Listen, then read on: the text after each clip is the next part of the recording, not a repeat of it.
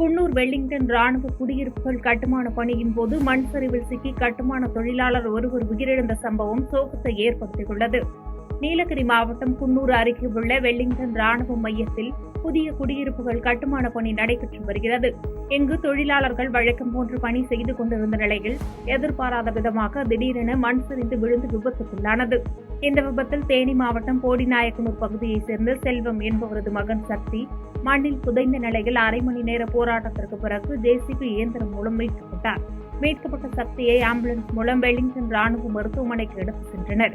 அங்கு சிகிச்சை பலனின்றி சக்தி பரிதாபமாக உயிரிழந்தார்.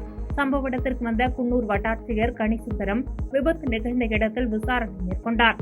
மேலும் விபத்து குறித்து வெலிங்டன் காவல்துறையினர் விசாரணை மேற்கொண்டு வருகின்றனர்.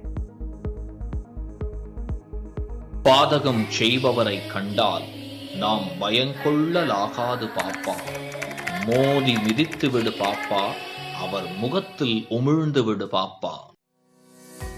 அண்மை செய்திகளை உடனுக்குடன் தெரிந்து கொள்ள இணைந்திருங்கள் இயம்நாடு.